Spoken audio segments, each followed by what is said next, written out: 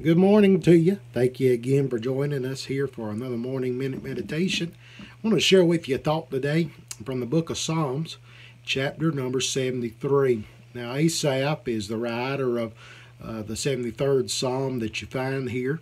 And really two verses I want to point out to you, and they're kind of in the end of the chapter.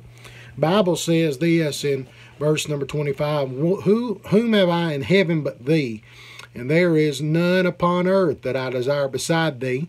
My flesh and my heart faileth, but God is the strength of my heart and my portion forever. Now, if you would understand what's taking place in this chapter, Asaph starts it out pretty much in a mess.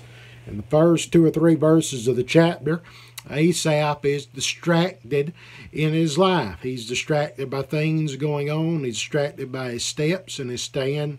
Then in the next 8 or so verses of the chapter, he's disturbed by what's going on around him.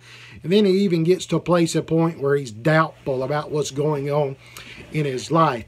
But then when you reach verse 17 down through the end of the chapter, along with our verses that we read to you included, he found his help in God alone. Where did he find his help, though, from God? It came in 3 different places. It came, first of all, in the sanctuary. You find that in verse number 17. He found God in his struggles, verse 21 down to verse number 23.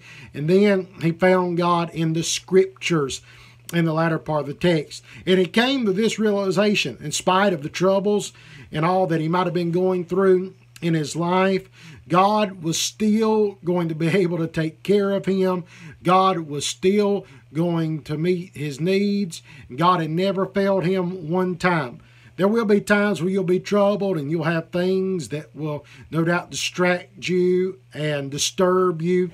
It maybe even cause doubt to come into your life. But God is still your portion forever, and he's always going to be faithful.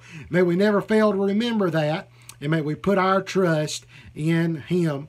Thank you for watching this, and have a wonderful day.